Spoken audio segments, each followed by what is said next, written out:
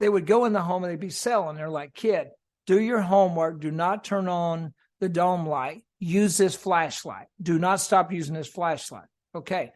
So I'm listening to them. I'm using the flashlight and I'm doing my homework. So they're in the home about an hour and a half in. And they say, Mrs. Jones, would you care to check on my son? Like his mom died and I have to bring him along with me. And he's out there doing his homework. And she's like, well, we're an hour and a half, 2 hours. He's not had anything to eat. Well, would you care to go check on him? That's the cue. So they always come out. They check on me. They invite me into the home. And they say, son, are you hungry? Would you like some meat? Yes, ma'am. I'm very hungry. That was my cue. And then the guy in the back would be, if we're cooking, we're closing. If we're cooking, we're closing. If we're cooking, we're closing, babe. There you go. Gold nugget Gold right there. nugget. You're cooking, Ding, you're ding, closing. ding. Oh, my God. Yeah. This is classic. So they pimped you out like that. Welcome to the Small Business Safari, where I help guide you to avoid those traps, pitfalls, and dangers that lurk when navigating the wild world of small business ownership. I'll share those gold nuggets of information and invite guests to help accelerate your ascent to that mountaintop of success. It's a jungle out there, and I want to help you traverse through the levels of owning your own business that can get you bogged down and distract you from hitting your own personal and professional goals. So strap in, adventure team, and let's take a ride through the safari and get you to the mountaintop.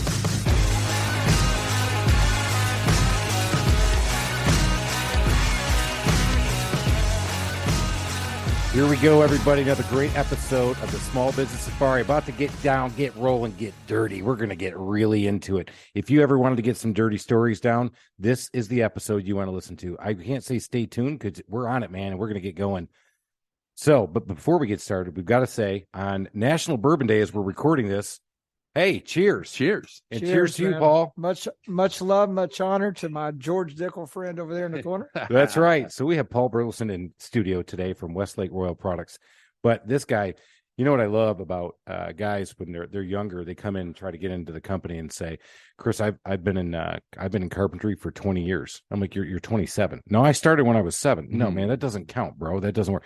But this guy truly started sales at 12. At 12 years old, he was selling siding, and we're going to get into this because he's got a great story. And he said, hey, there's a story. I'd really like to start telling a story. And he starts ripping into it a couple days ago. I said, man, dude, you're going to have to pause for a minute because I have no idea what this is. And he's like, brother, have you been in the home improvement business or what? What's your problem? I'm like, oh, my God, I feel like I was so off. And I had to go review it all. And I'm like, oh, my God, he's right. The Tin Man, he liveth. Or did liveth, as it were. So, Paul, thank you for coming on the podcast. Looking forward to this episode. I've teased it a little bit. We're going to really get into it, though. Well, it's such a pleasure to be here. It's an honor. I had the opportunity to be in Atlanta doing a couple seminars, and my schedule keeps me busy. I'm traveling all the time, but this is a very important topic for me. So I have been working on this book for 10 years, and I could release it 10 years ago. But I never did because the Tin Man story has never been told. You Google what a Tin Man is, and that's an aluminum siding salesman. You'll find nothing on Google. You go to the 48 Hours, all these YouTube videos, every single thing has been exposed from the mafia to the Amish to everything. But the Tin Man story has never been exposed because Tin Men don't talk. And I can verify that because I Googled it before the show today, and the only thing is the Danny DeVito movie. 1987. I did the same because he said, I can't find anything. I'm like, this is crap. There's no way. And I go out there and I'm like, yeah, you're right. So here we are about to break into, this is like, I think this puts us in the genre of like true life crimes. I mean, it really is. Do we need to go into a witness protection program? We might after after this, Paul. Well, that's the reason why I waited 10 years. I had 2 individuals waiting to die. And now that they're dead, I can start talking so I wouldn't get whacked. Nice. That's how serious this story is, because this was a time that nobody understood, nobody knew about, but it controlled so much of our industry. And for me, it literally changed my life. So I've waited so long. I had a gentleman named Gus Russo who writes many crime novels. He wanted like 8 years ago to make this story a movie, but I'm so loyal to this business. At the time, I felt like being blackballed out of this business was not worth whatever amount of money they would pay me, because you're loyal to this game. In my heart, I'll peddle plastics, I'll hit the casket, because that's what I know, and that's how I flow. I can just imagine our regular listeners are going, "What is going on?" But Right. I like this. This is I don't want killer. the usual stuff. This is amazing. Oh, this is amazing. All right, so Paul, for everybody, let's level set this again. Yep. The Tin Man were aluminum siding salesmen in the 50s and 60s. So in the 50s and 60s, there was a lot of notorious aluminum siding salesmen that you don't know. The two top most popular aluminum siding salesmen of all time was Johnny Carson. You can Google it. Johnny Carson. The Johnny Carson. You can Google it. It does come up. And Rodney Dangerfield. No way. Which I can confirm because I told my sales staff this morning I was coming to do this. And I said, and there was one guy, and the guy, I said it was Rodney. He goes, Rodney Dangerfield was an aluminum siding salesman in between gigs. I'm like, this is going to be good. So he was a singing waitress, and he was at the table one day with Johnny Carson when Johnny was a struggling comedian, and he was selling aluminum siding on the side. So Rodney lived in Long Island and would travel across to New Jersey and sell siding, and then he would do the comedy gigs at night, which is a great parallel because you're always performing in the home. So this was a business that started a long time ago, but what people don't understand, the earliest beginnings of this business was controlled by organized crime because it was all about cons and hustles. And these guys would go in the home and convince people to give them thousands and thousands of dollars. And I'll talk about some of those practices. I've never, ever said this in a public format ever before, but I met Chris. I liked him, and I wanted to share the story leading up to my book that's going to be released, Tales of the Last Known 10 Men. And it was a time that people don't understand, right? You got to understand the mafia is all about cons, and it's all about hustles, and it's all about earning, right? Well, the home improvement business was great because you could go in these small towns or mountain towns, and there was no internet. There was no exposure to anything. And you could tell these people anything they'd believe because they wanted to believe. They wanted to believe that somebody wanted to help them.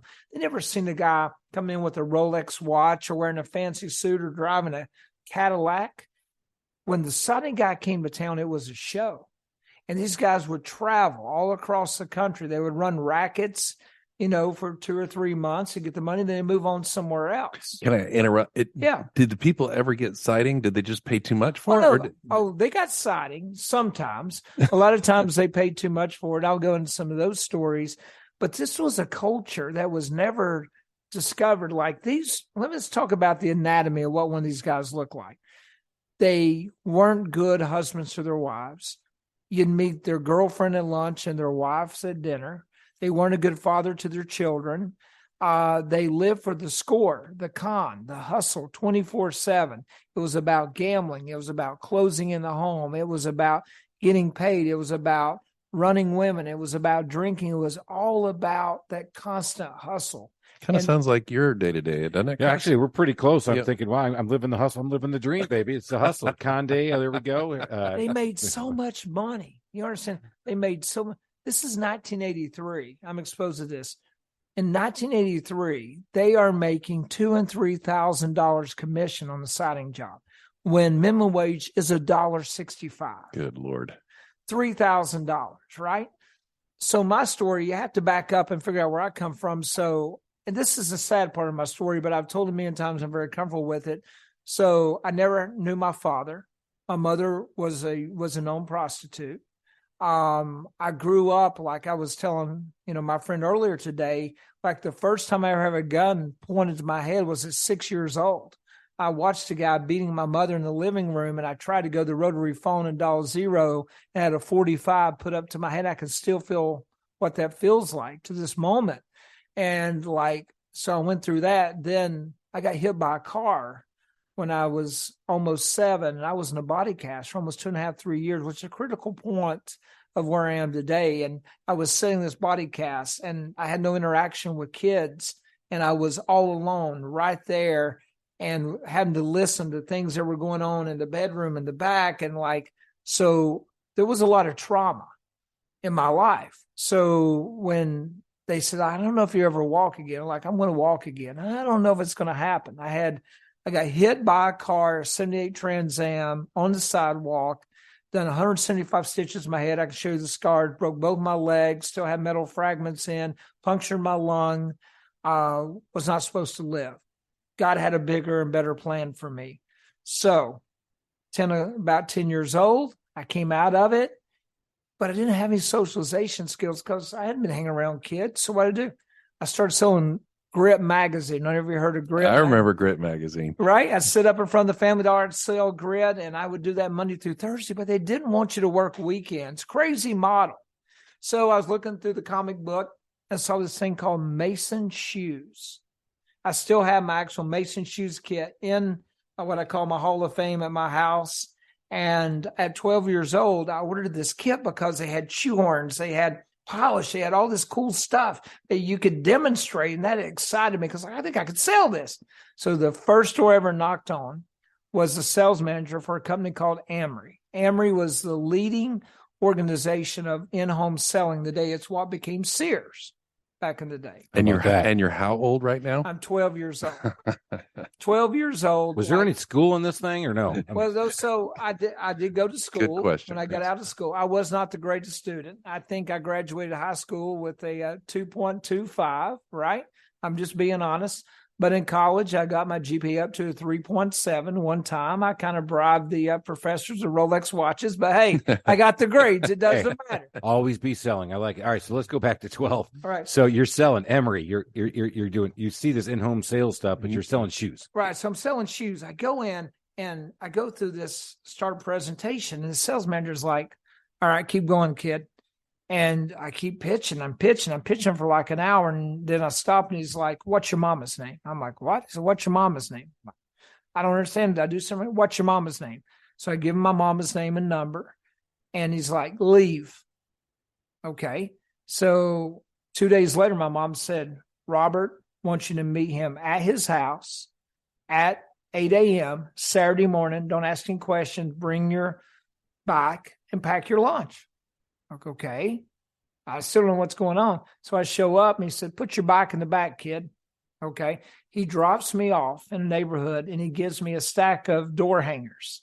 And he said, "You're going to go up to every door. You're going to put a hanger on the door and you're going to say, 'Hey, if they're there, would you like an estimate for siding? This is the greatest thing in the world. And we'd love to set an estimate for it.' That's all you got to say." So I put out like 250 hangers that day.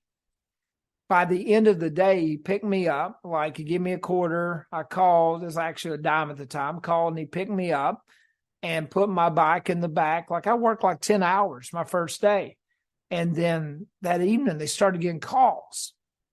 The next morning, he said, "Kid, drive your bike downtown, meet the boys." This was Sunday morning. So I walk in at like 9 o'clock on Sunday morning. Imagine guys hungover, reading papers, drinking bourbon, and it wasn't National Bourbon Day, I got to say. Not National Every Bourbon day. Sunday morning. Every day is National Bourbon And, Day. they're placing Especially on Sunday morning. bets on horses, they're doing all this stuff, and Oh, they're my in, God. they're in line to go and close out their deals from the week prior. So I'm watching guys go in to the sales manager, the guy who I originally pitched, and come out with $2,000 and $3,000 cash in their hand. I'm like, what? I mean, you gotta understand something. I mean, like where I lived, we were so poor. The rats were so big in my house, I kid you not, that we had to put a metal plate up on the door because I would lay in bed at night and I would listen to rats chew through that door coming in to get me. And I could not sleep at night because I just knew I was going to get eaten alive. And I made a commitment that I would never be poor again. I didn't care who I had to kill. I didn't care what I had to do. I didn't have to kill anybody. Never will, hopefully. All right, we'll keep it on that. Keep it on So that. It hasn't killed anybody yet. No, and Yeah. don't plan on it. Keyword. All right, Yeah. That's the key. Not going to happen today on National Bourbon Day for sure. All right, But perfect. like, Because he's got a driver. We're I perfect. got a driver. I'm good. But the point of it is, it was a time in my life of sink or swim, right? So I'm watching these guys get all this money. And I'm like, I don't care what I got to do. I need a piece of that, right? So at that point, these guys started bringing me in because they didn't have relationships with their sons because their wives wouldn't glamorize what they did. So I became an extension of their family. And these guys would give me money to go to school for lunch. I remember one time that somebody had stole my bike at school and I couldn't get down to run leads. And I told one of the guys, so he told his son that, somebody stole Paul's bike. So they went and beat the guy up and got my bike back for me. I mean, like, I was so valuable to these guys. I would sit across the road when they were gambling, and I would sit and watch for cops, and I would whistle. I mean, like, this is the type of life that I was brought into. But for me, I didn't know that it was wrong. Now, did he pay you that first day after the $200? $50. $50. Oh my That's God. a lot of money, man. $50. You gotta understand something. I was making a grown man's wage. I was paying the bills that my mother had. At 12 years old, I made $50. That was a grown man's wage, $1.65 an hour.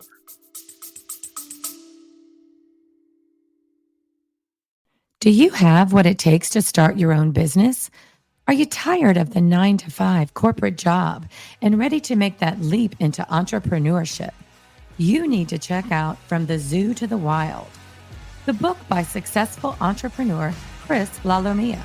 This book is a unique perspective on the journey into the wild world of home services and delivering excellence in service while working in customers' homes.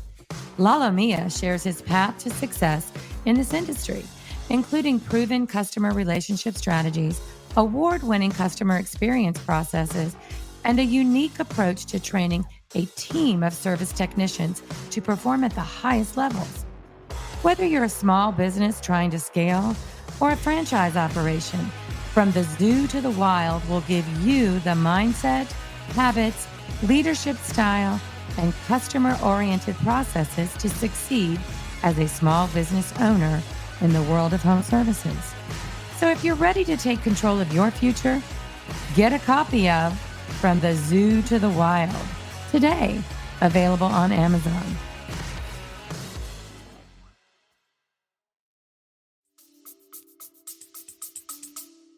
So, all right. So you are in now with the Tinman. You just didn't know it at the time. I had no idea. Right. So you're out there, you're hanging the door hangers, you're doing all this stuff. You go in there on a Sunday morning, you see this.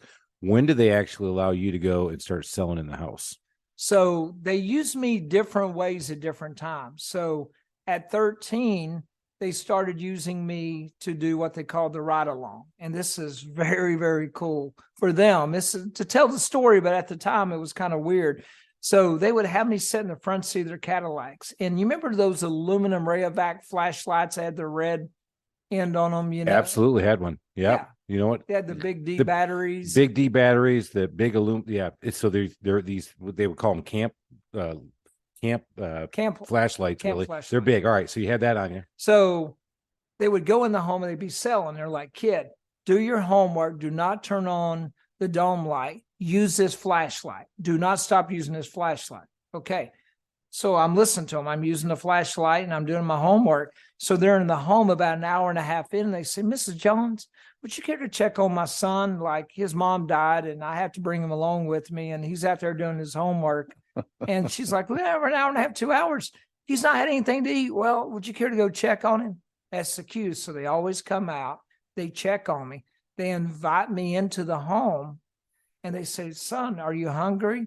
Would you like some meat? Yes, ma'am. I'm very hungry. That was my cue. And then the guy in the back would be, if we're cooking, we're closing. If we're cooking, we're closing. If we're cooking, we're closing, babe. There you go. Gold nugget right there. Nugget. If you're cooking, Ding, you're closing. ding, ding. Oh my God. Yeah. This is classic. So they pimped you out like that as, hey, my baby can't eat, and I got to sell something for him to eat. And they always close the deal. And then at 16 to move forward, they're like, kid, we're moving you to flower duty. I'm like, what's flower duty? Shut up. We tell you what you need to know when you need to know it. So there was one flower company, specifically Statewide Home Improvement, which was a big company in Texas, was our competitor. And they would deliver flowers to companies, to homeowners that they just had sold a job to, and they had a 3-day rescission. So they want to get flowers in the mix. So there was one guy every day at 4:00 from Monday to Wednesday that would deliver flowers to companies that they set leads to. So my job is I would switch cars, and I was trained how to follow and case cars and not get seen. And I would follow the delivery truck to the houses to see where they delivered the flowers. And then I would go to a payphone. I would call back to the office and say, look, it was 2111 Walnut Street. So they'd go to the left and to the right to that house and say, ma'am, I talked to you about, aluminum siding or vinyl siding. They'll be like, well, we got an estimate of the day. We're getting ready to do a job. What's the price? I will beat it by $1,000. And they'd flip the job. Oh my God. That's another greasy ass gold nugget right there, man. He would case it, run it. I mean, if this isn't like make a mob movie, I mean, this is. But so far, it's sounding all legal. It's just it's intense. It's 1,000% legal, right? But, dude, this has got balls to it. Let's go. All right, keep going. So, and what I learned about these guys, selling was so easy. They would challenge each other. Not only do you got to close the job or close the deal, but you got to break a piece of their furniture. You got to hit their car in the parking lot and still write the contract. That's like a challenge. It was so easy. It was so easy. And then they would walk away each night with $2 or $3, $4 grand, and they would go to a. Kidding me right now? Wow, how about that? I mean, it's true. Yeah. They would go to a restaurant and now we'd who could get the girl to flash them or something. I mean, like, it was a lifestyle that you just couldn't imagine. It seemed so surreal, but for me, it just seemed normal because I didn't have exposure of kids. I didn't have any family. These guys brought me in. You can explain something about this business. You didn't get into this business unless somebody died or went to jail. All right, so the turnover wasn't big then, because today, I mean, today's world. Roofing, siding, sales, anything in the home service industry, a huge turnover. But back then, no turnover. Not when you're making that kind of money. No. Right, that's coin, right? Yeah, you're not gonna leave it. And the way they made their money, they targeted what we called the mountain towns, the coal mining towns. We go into, Whitesburg, Kentucky, and Virginia and North Carolina. You gotta understand, these are towns that most people didn't have any TV, no exposure to the real world. And you would go in and they've heard about these fancy looking guys on TV. They've read about them maybe, in a magazine, but they never seen anybody wearing a Cadillac, driving a Cadillac or wearing fancy. So they were excited when you rolled into town. It was a show. And what we would do, these guys were so cocky. I remember riding to Murphy, North Carolina, and they would go into these towns and they wouldn't have any money with them, right? Like they were going to close the deal. So somehow they didn't close. Then we have to do to a fallback. And they would do this con they called recharging lightning rods. All right, here we go. People in the mountain towns, they had these lightning rods on the side of their house, and they believed if they were electrically charged, your house couldn't be struck by lightning. So these guys would take these battery chargers and put bells and rig them up to where when they put the clips on them, and they felt like their lightning rods were getting charged. That was $75. And then they would run another con. They would go to the local hardware store and say, my grandmother's, chimney is really falling down. Can I borrow your ladder? Here's my ID and here's $25. They'd borrow your ladder. Then we'd go randomly through little communities and do chimney inspections. Climb up on the roof, and you take a spike and you bust a brick loose. And you come down and say, ma'am, you got a brick loose. It costs you $75 to replace it, and go up and put it back. That's the type of stuff that people did. This was a world that went on for years and nobody knew about because nobody talked about it. And 10-man code is you can tell a 10-man by looking at their eyes, right? You can know a real 10-man knows a real 10-man. But it's a secret society that people didn't understand. So you had people come in from Long Island, Staten Island, Boston, come into these small towns.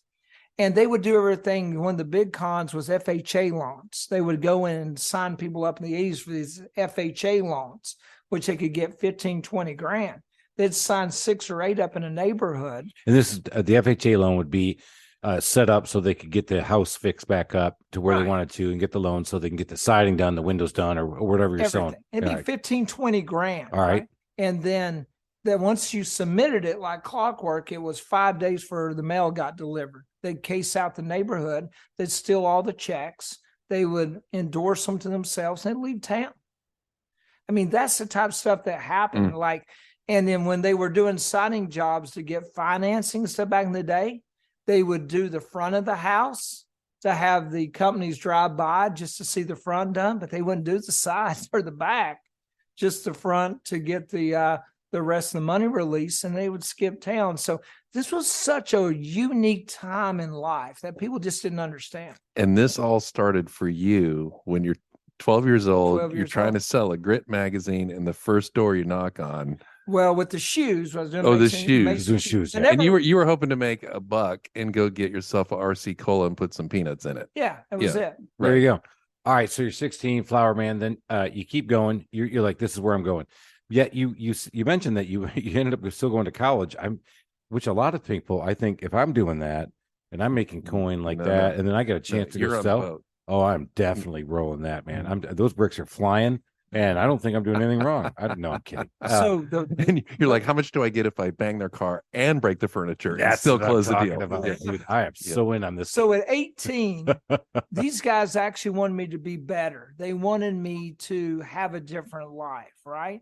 So I'll never forget What do you mean? To not be like them? Because they failed with their own sons. I was a chance that they could actually get behind to do something with their life. Wow. And they got behind me in that.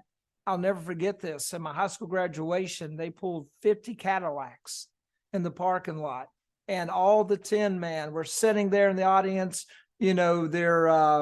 their flask are banging in their jackets, woo, they're shouting and screaming.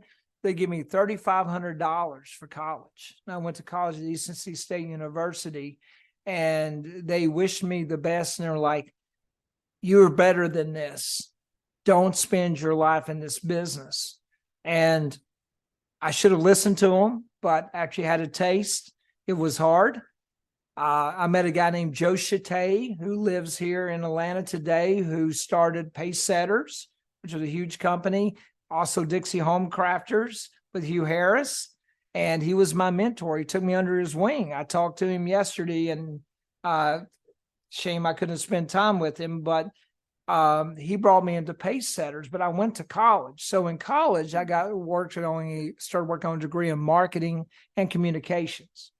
And I was doing play-by-play for like basketball and different things. Crazy story. He probably could have taught a couple of the classes. Oh, yeah. I mean, I definitely could. So I met a kid named Mark Carrier, whose father, Larry Carrier, used to own the raceway in Bristol when it was called Bristol International Raceway. And that was back in the day when Mark was actually a boxer, and they had the World Boxing Federation. You can look it up. It's legit. On premise at the raceway.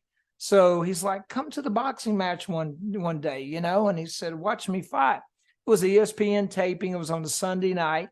I get there, and the ring announcer, it's a crazy story. You didn't even know this about me. The ring announcer didn't show up at all, right? And Mark's like, wait a minute, Paul. He's like, you do play-by-play at ETSU and everything. He said, you think you can ring announce? I said, hey, I can try anything once. So the tuxedo kind of fit a little bit. I put it on.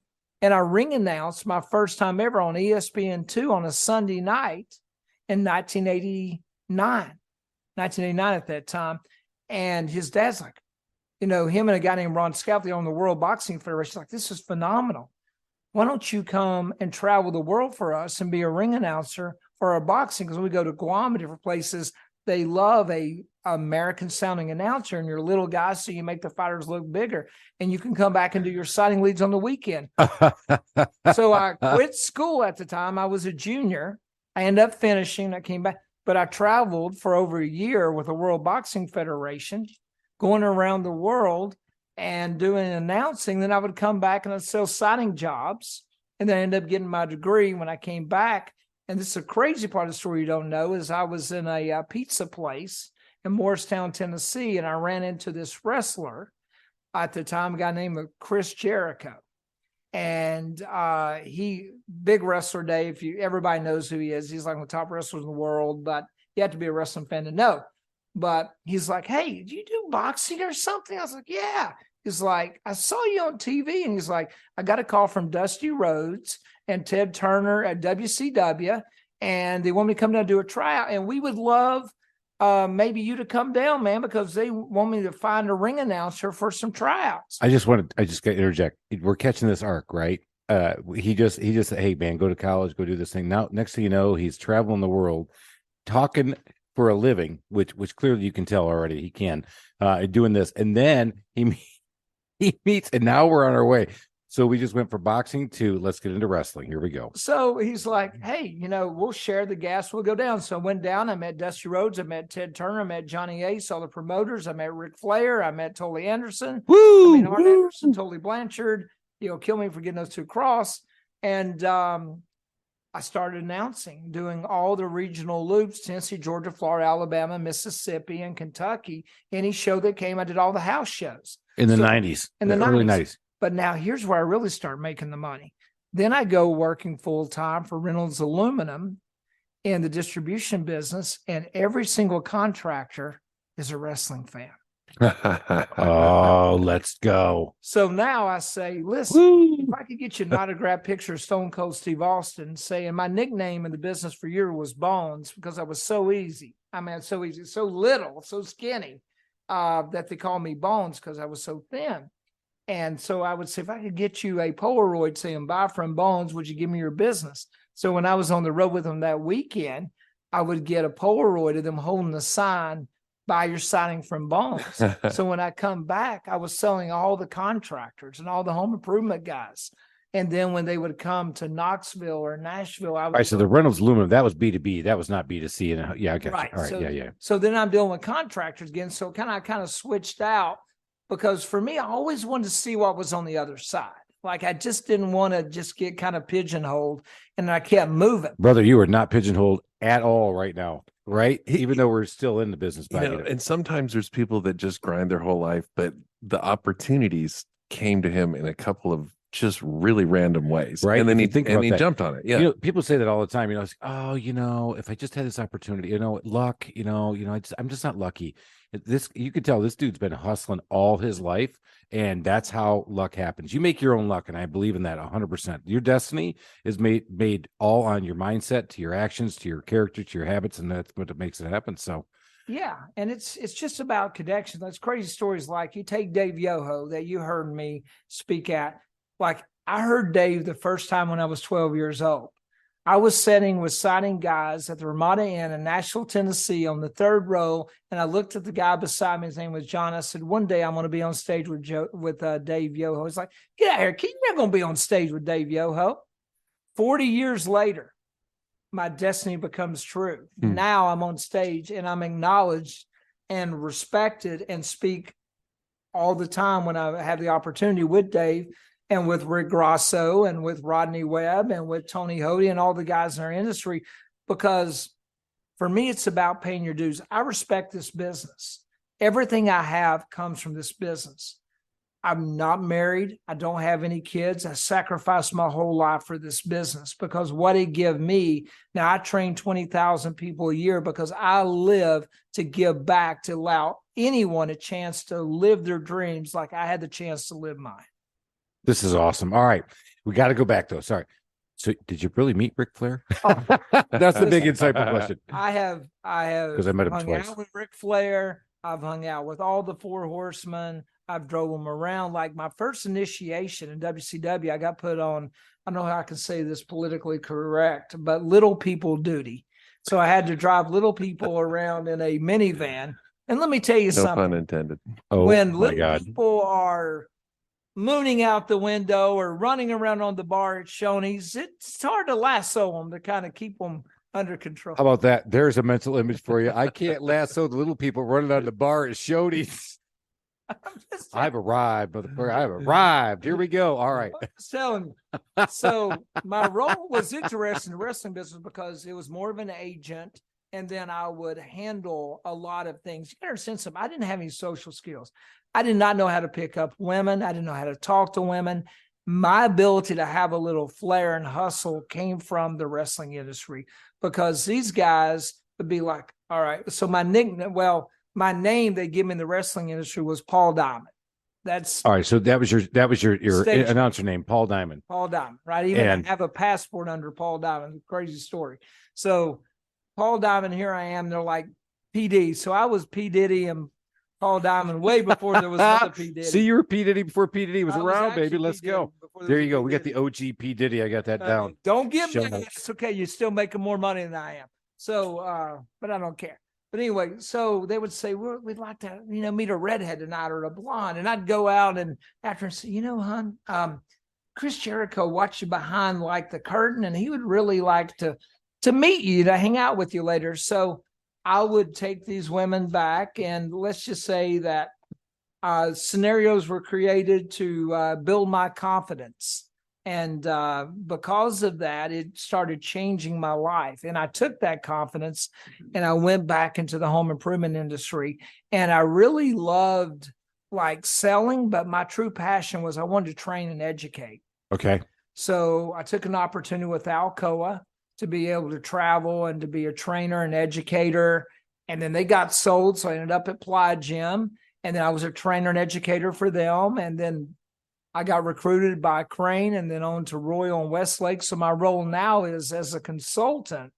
I actually consult 235 of the top remodeling organizations in the world, U.S., Canada, Australia, and I write their sales scripts. I do their canvassing programs.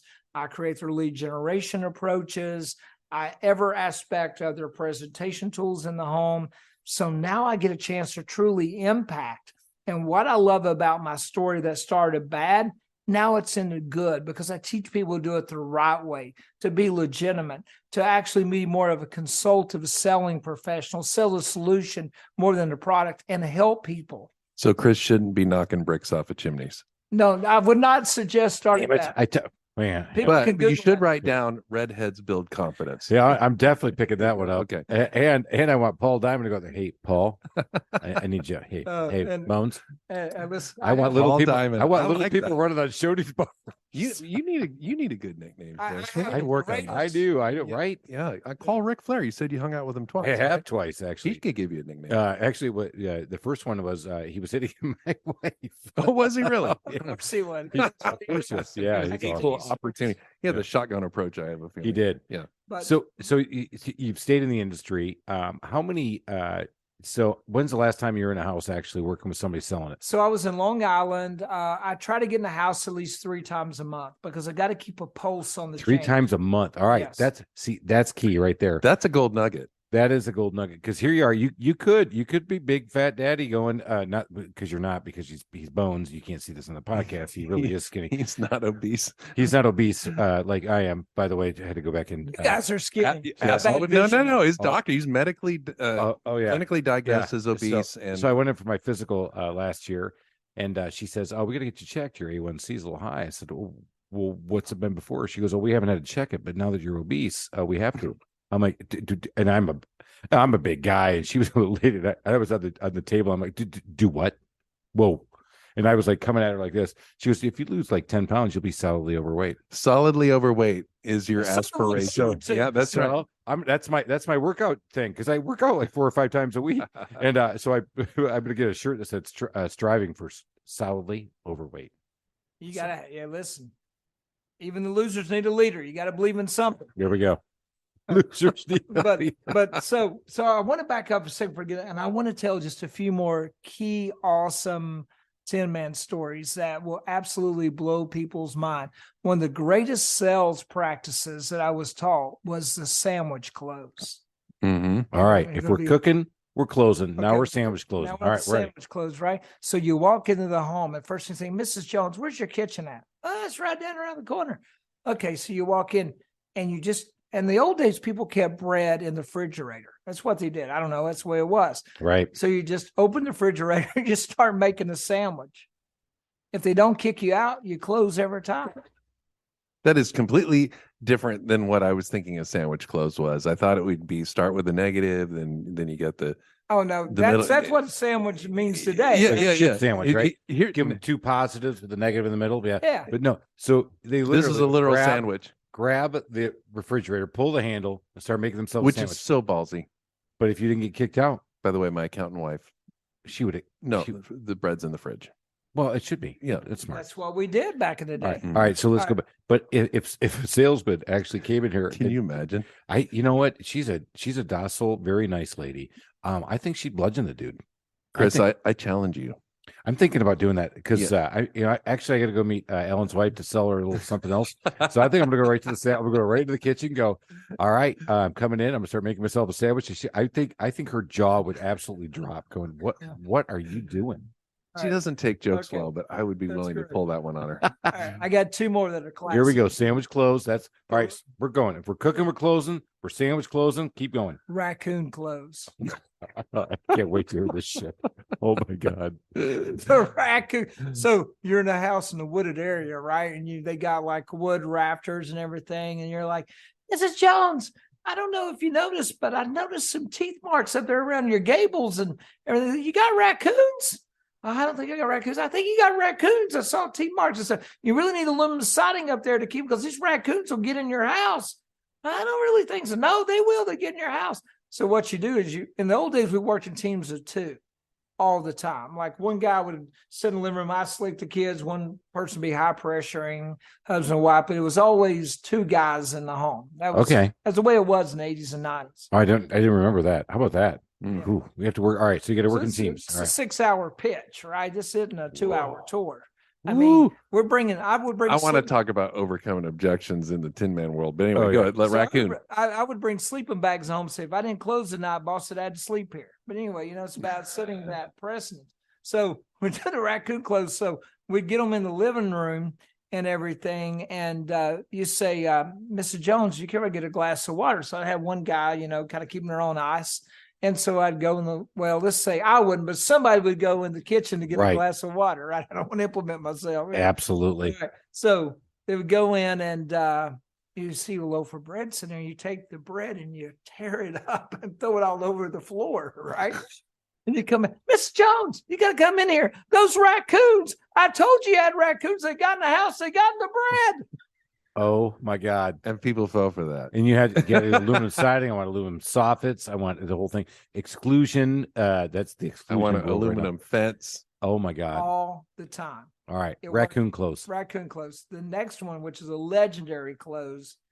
And it was actually created by a guy here in Atlanta. I cannot say his name because he would whack me because he's crazy like that. I thought you said we were past, they were all dead. Well, except this one. Lock the doors, Ellen. Lock the doors. Yeah, well. Let's sit back to back, Chris. You look up those ones. All right. That's right. This one's called the gun. This is called the FU close. All right. That's right up your alley. Oh, this is my favorite one. Yeah. So you go in the home and you say, let's say this home's 1,200 square feet, right? Should be 13 grand. And you're like, Mrs. Jones, this job tonight's going to cost $28,000. What? It's going to cost $28,000. No, it's not. Oh, yes, it's going to cost $28,000. I'm not going to pay it. Yeah, you're going to pay it. No, I'm not. Oh, yeah, you're going to pay it. I'm not going to. Yeah, you're going to pay it. Get out of my house. I'm not going to go. Get out of my house. Nope, can't make me. Get out of my house. I'm going to call the law. All right, so you get the door, and she's trying to throw you in. You go, F you. What? F you. You may have said some other words, attached to the F. And she's like, what? And you're like, F you. All the way to the car, you're double Fing her, right? And you get in the car and you leave. Well, the next day, the lady in the office calls and says, Mr. Jones, Paul was in the house last night. I'll change my name to protect the innocent. Right. And how'd it go? Oh, my God. It was horrible. He came in and he gave me this crazy price and he told me to F myself. What? He did what? He told me to F myself. Ma'am, I got to call the owner of the company. We'll call him Mr. J, is not going to be okay with this. And I'm telling you, this is not our company standard. So Mr. J called up, ma'am, I am so shocked with what I heard. So what did Paul say to you? He told me to go F myself. Oh my gosh. What price did he quote you? Well, it was crazy. And ma'am, listen, I sincerely apologize. First of all, he's fired immediately. He is terminated. No question. He's fired. But I want to come over and I want to see your home and I want to bring you a special gift. So they come up with flowers. They come up with candy. They show up. And he quoted you how much? $25,000. You know what, ma'am? I'm going to sell you this job at half price for $12,500, which is about what it should have been anyway. They drop, close the deal every single time. That could work, Chris. I think that totally works. Yeah. I love this idea. All right. So I'm not saying, again, to keep everybody innocent. I have gotten a call and the guy says, yeah, I just want to give you a customer service experience. I'm horrified at what's happened. And I'm like, yes. I said, well, he's immediately terminated. Oh, I don't want anybody to get fired. Of course you do. You don't give two shits if my firing guys or not. I'm like, oh, no. We're going to do that. Can I send somebody else out there to make it happen and get this all fixed up for you? I apologize completely. Never have fired any of those guys. In fact, 2 of them have been with me for like 8 years. They're great, but it's just one of those things where you can't meet everybody. You can't even meet everybody. But I like this in the sales approach where they're just like absolutely putting the incendiary right there. Boom. We're going to light you up, girl. We're going to light you up. And then when he comes in tomorrow, ooh, I like him. I hate him, but I like you. And that's what you want, right? Because they buy an emotion and justify logically every time. It was so many things these guys would do. Like they would bring in their little briefcases and they would put baby monitors in their briefcase. And then they would, condition the price, and they'd give the lady the price, and her husband say, I'm going to go out to the car, get a warranty. I'll come back. And they would go sit and listen to the baby monitor to see what he said to know to come back in and close them. Oh, I think it's called the baby monitor close. That's a great idea too. Yeah. So guys use this today with the iPad. So put an iPad in the home and put in their AirPod, and then they'll sit out in the car, leave their iPad in the home, and they'll be out there. I'm just saying. I hear that. I've heard this. I have a feeling you're going to scrap your existing notes for your next sales meeting. You got some new boys. I got some new ideas. Boys, all right. Yeah, look. So I picked up these great devices. They say they're FBI approved. I want you to start dropping them when you're walking around the house. It was just a time like these guys would live for cons. I knew one, like he traveled all the time. He would fly in different areas, to run cons and hustles. Like Arkansas was a hot market. Baltimore was a hot market. Any of Alabama, any towns where it was like a very rural area. So he may fly in somewhere, and he'd always keep a fake Rolex watch with him. And he would go into the airport, and he'd just walk up to somebody like, sir, I apologize. Actually, I just had my wallet. I must fell in my back pocket in the bathroom. Somebody stole it. I can't find it. And I needed just some money to get home. And I don't have a lot of money, but I tell you what, I'll give you this Rolex watch I got, and then you could just mail it back to me whenever you get home. And they would give him this fake Rolex watch. It was like $8 for like $150. And of course, the people, they never send the watch back, right? They keep the watch. Yeah. And this is how they use seed money to go from place to place. Jeez. Oh my God. You can't make this up. You can't. You know what? This movie is amazing. Did you stay in touch with any of those guys? Like after, they said they gave you the money to go to college, you made good.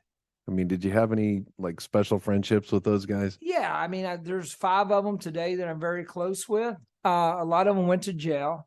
A lot of them died. Some of them were shot.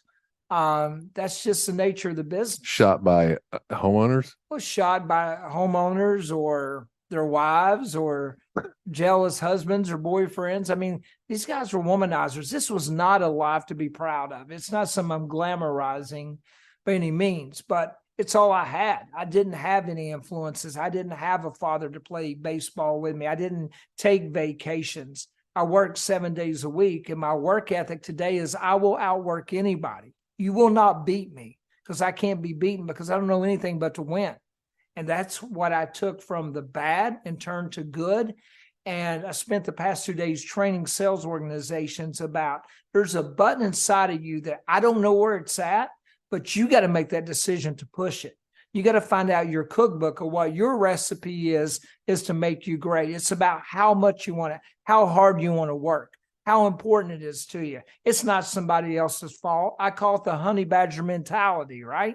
Honey badger is the fiercest animal in the animal kingdom. He will bite the head off a cobra, drink his venom, take a power nap, get back up and fight an angry cheetah, because it's what he does. It's that mentality to win. The button, I can only lead you there. You're the one who has to push the button. That's another gold nugget. Mm-hmm. We talk about this all the time. They either get it or they don't. And when they don't, it's just time. You can't push them. You can't push a rope. In this case, I can't find that button that you're going to push. It's up to you to find that button. I'm giving you all the skills. I'm trying to train you as best I can to build your skills up. It's up to you to go out there and execute. And if this is not for you, this is not for you. And, Right. and I'm saying it's the same in the sales thing, but I'm still going to go out there and start chipping bricks. But that's a different story. Yeah. That's my biggest gold nugget of this whole thing. I got my sales guys already. I'm already arguing right now with dental picks. Ready. It's about being humble. And what I do is my style's different. I don't come and talk to you about the fancy cars. I don't want that life. I don't need big houses, right? I got everything I have, but I'm committed to this business to give people a chance to be able to do better for their families and know that they can succeed and be anything they want if they just believe. They just have to believe. I want them to look at me and hear my sad story and say, if he can do it, so can I. If he can do it, so can I. So let me ask you this. So you were trained, as you said, you started in the bad and now you're working for the good, but you're in 3 homes a month. They love me. They love me in the home. You know why? Well, I'm They sure. love me, baby. Hey, I love that. They love me. I just got done saying that thing because I went and did a basement remodel estimate with one of my guys. Again, getting out there, working with the guys doing it, and they love me. Well, I'm assuming that All right. you're not making a sandwich. I'm assuming that you're not throwing bread No. on the floor. So how? Yeah. So what's your sales? The house is sick, and I'm the expert. I wear my lab coat, my stethoscope, and it's my job to write a prescription to make your home healthy again, because that's what a consultative selling expert does. You may have issue with trap moisture that can lead to black mold, mildew, termites, all these things that can be detrimental to your own safety, your own happiness, and the health of your pets in the home. What are little things that are going on? If gutters pulled away from the house, that's a $400 fix. But now the water's run down, rotted all the wood fascia, and down in the baseboard, it's a $12,000 repair. What are things going on in the home right now that we cannot ignore to discover and find a solution, expose the pain, and close the solution to make it better? And there you go, Michael. That's the one I wanted you to hear because I told you I couldn't tell you the better way to say that, and that's why you're listening to it. Who's Michael, by the way? One of my sales guys who said, what do you mean? I said, when you see a hole in a sill and you're sitting there going, we can replace this sill and it will be $450, maybe $500. Oh, that's too much money. Or we can let it sit there for another year and then you can rot out your basement, rot out the entire house that you've got. And then we can come in and we can remodel this whole thing for you in the entire basement. And we're talking about $75,000, $85,000. It's just up to you. He's like, all right, when's this episode coming out? I said, don't worry, brother. It's coming out in July. So he can't wait for this one. The price is a price is a price. Like the price doesn't matter. Price only comes in when there's not enough differentiation in the value proposition. Bingo. Mm-hmm. That's really all it's about. When I get done exposing the problems you have, the solution is the solution. Whatever it may cost is whatever it may cost. It doesn't matter. If I don't make these problems go away, you're going to have bigger problems. I think we're going to give Paul an honorary doctorate. He's a doctorate of homes, so he's Dr. Trusted Toolbox now. There you go. I really love Dr. what Paul. you all are doing for the industry. And that's why I wanted to come and share this story here, because I need advocates to get the message alive, because so many people, they take this opportunity of this business for granted. They don't appreciate the chance they have to influence people and make a change. And to me, that's what I live and die for. You could take everything away. Like we were talking, my friend and I were talking earlier today. It's like, how much money do you think you can make if you were selling the home? So I can make $500,000, $700,000, $800,000 a year, but I'd be miserable because I couldn't make people better. It's not about me anymore. It truly is. When you project greatness out to the world, that's when it truly comes back to you. Yeah, amen. I love that part. You actually hit on it, because that's not what success would be. Can you go out there and ton it? Sure, you could. But if you can teach people how to go out there and make a lifestyle for their families that works for them, boy, that's even more powerful. And that makes you feel even better. Having 44 employees right now who can take care of their families and do their thing for their families has been amazing for me. And that's, I think that part's great. Haven't you noticed, though, over the time that we've done all these podcasts, there's a consistent theme of people who had a really rough start appreciate the opportunity they have, and they just hit the world like they've been shot out of a cannon. And Right. There's just no substitute for that. Somebody that grows up in the suburbs and they had everything handed to them, they It's they a don't know where danger. that button is. And we brought this up before. So my dad was first. He was a second generation born here, but my grandfather was the first one of his family born here, and he worked his absolute ass off. And my dad often says now, he says, do you think your grandfather could even comprehend the house you live in now? I said, no, not even a chance. No, he wouldn't even know what his great grandkids, which he actually got to hold one of them before he passed away. He had no clue how he did that. Yeah. So, but there's something to that, right? A little bit of fire in your belly needs to be there. Right. And that's a phrase we don't talk about a little bit now. Right now we're talking about, well, you can't say fire in the belly. Why? Well, I'm sorry. Was that wasn't PC? Really? We eliminated that too. We canceled that. Yeah, maybe it might be. But so that's the thing, and that's what you can hear that with Paul when he's talking to him. He's obviously just so dialed. Yeah, I wish people could see him. I guess they can. You've got it. You're recording this, right? It'll be on YouTube. He gets really animated. Channel. He gets fired up. You see it in his face. You got, I saw him do his and here's another thing I would tell you. So I got to meet him at this conference. And I got to meet and interact with him off the stage, right? And so we're getting Paul off the stage. When I saw Paul go on the stage, this is sales, 100%. You saw him over there, and I've done it before because I've done presentations. You sit there, you got to clear your head, you got to get yourself ready to go. You got to get in game mode, and you got to go. And he says, I was talking for him. He goes, hey, man, I'm getting on in 15 minutes. And I'm like, I know exactly what you're talking about. Right. Leave me alone. Got to go. Yep. And he got up there, man. He delivered an awesome speech. I mean, he kept me engaged the entire time, telling great stories. I loved it. You've got the attention span of a gnat. So well done, Paul. Yeah, that was hard to do, my friend. You have no idea. Yeah. He is a human hummingbird. What? Where are we? Whoa, hello. Are we back? Squirrel, right. Shiny object. Well, I think you hit on something important. What I focus on, people don't really remember what you said, these things. What they want you to do is give them a reason to believe. They want to know that there's a reason for them to believe that they can be successful, because people come up to me afterwards and they say, you know what, man, I had hard times. I understand. I'm going through something you talked about, or I related to what you said, because I'm the guy that's approachable. I'm not the guy talking about my Range Rover up there that I sold my business for 20, 30 million. Man, I'm proof that a loser can win. I'm proud to call myself a loser. I came from nothing. And in my mind, I'll always, it's hard for guys like me to ever be successful because we're always afraid of being broke and like poor again. And that will always be what will hold me back to being a millionaire, because I can't let go of that safety net, right? Because I had nothing, and what I have now is great, but I don't really want to reach for more because I'm comfortable with what I have. I have more than I deserve. But it's just about letting people know that it's okay. It's okay to not be a good salesman. It's okay to be a bad manager. It's okay to fail. That's what you're going to do tomorrow. What you're going to do tomorrow is going to make you great. How much heart do you got? How much fire you got in your belly? Let's use that analogy, right? And that's what I strive to try to teach people. I'm not the best looking guy. I don't have the fanciest clothes. I don't have the best car, but I promise you one thing, I got more heart, and I care about each and every person that comes. Any person that wants to learn, I will spend as much time with them as they want to help them become better. That's what this business is about. And that's the commitment we make, and we should make, keep this business alive. I love it. Love Amen. it. We are taking care of people's number one asset in all their portfolios. I say that over and over. For many people, it's their number one asset, not only financially in their portfolio, but 100% emotionally in their portfolio, because that's where you raise your kids. That's where you put your head in the pillow at night. That's your domicile. If you're an introvert, that's where you get to go hide from the world. If you're an extrovert, that's where you get to go entertain. This is your number one asset in your portfolio, besides your family, your faith, and everything else you're doing. So this has been amazing. And I hate that we're coming to the end. This has been amazing. So Paul, before we go into our famous 4 questions, let's talk about that book one more time, because that sucker's coming out, and I got to be on that list. I'm on the early bird list. You got a release date? Yeah. So this has been so hard for me. Like, I have almost finished this like 8 times. And every time I get ready, I pull back because I'm like, who am I going to offend?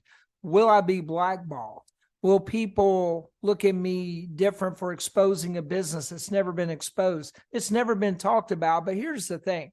The message is not what they did that was wrong. It was what they did that we were able to take from and do better. That's the message.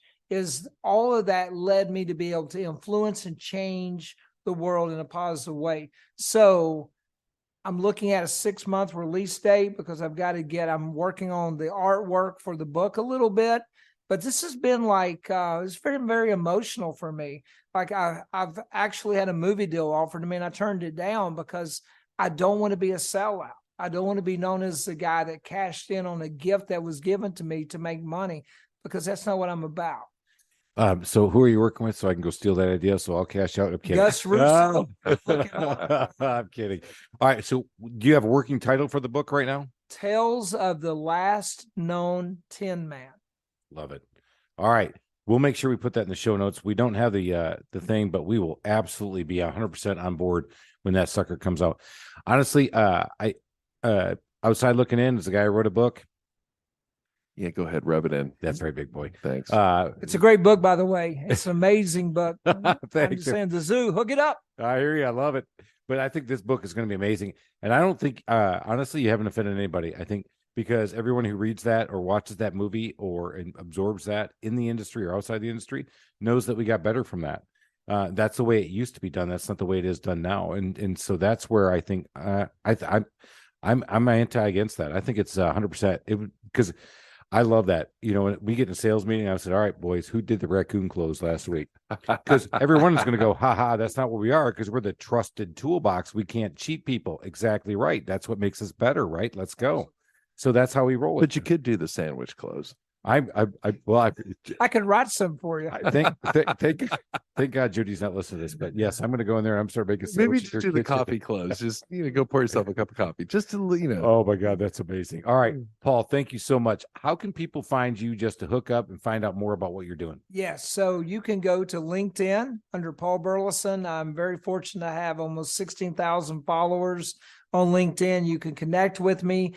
Part of my experience with Westlake Royal Building Products, if you use any of our products as a consultant with Westlake, I provide free training, consulting to any existing customers of Westlake Royal, which is a great deal. So I can come in and consult you. I can write a business plan for you. I can design a selling system, and they pay the bill. So Westlake Royal, if you want to hook it up and get into business, a lot of us are out there trying to figure out which business to get in, where to go.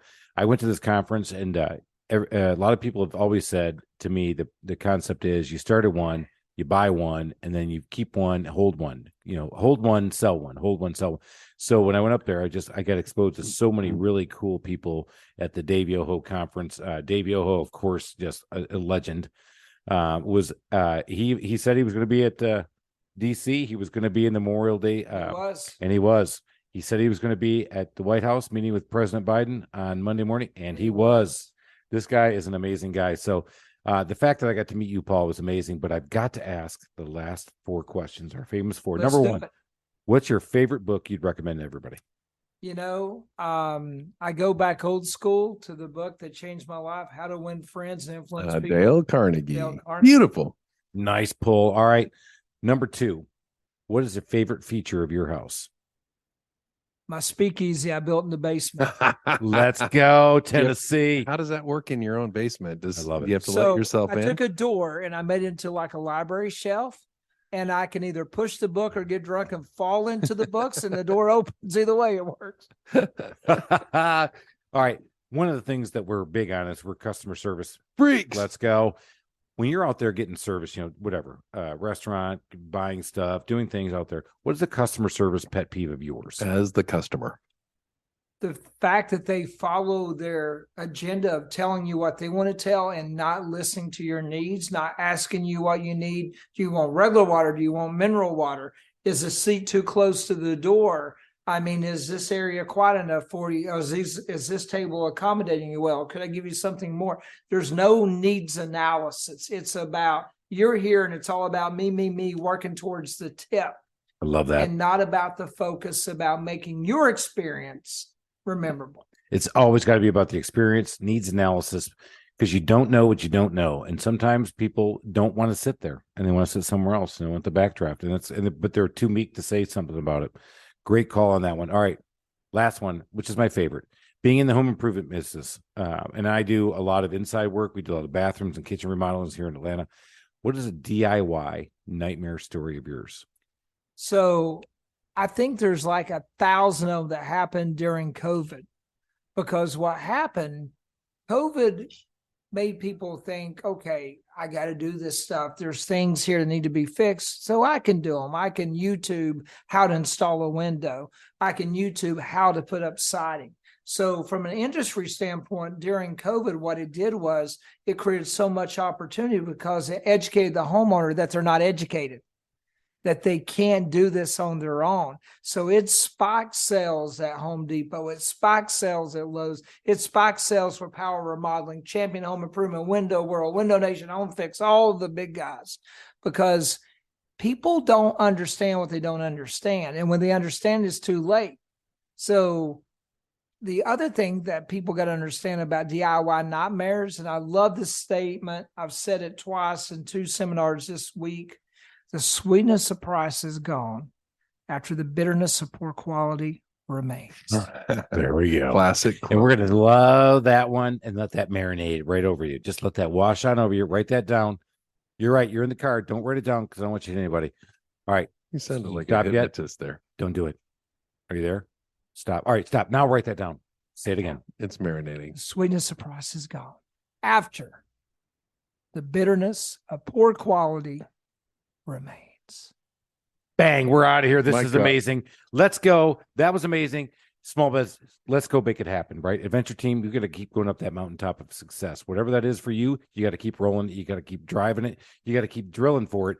But you picked up some nuggets today. And if you didn't, that's shame on you because you want to replay this sucker and watch it one more time. Listen to it one more time. We're on YouTube.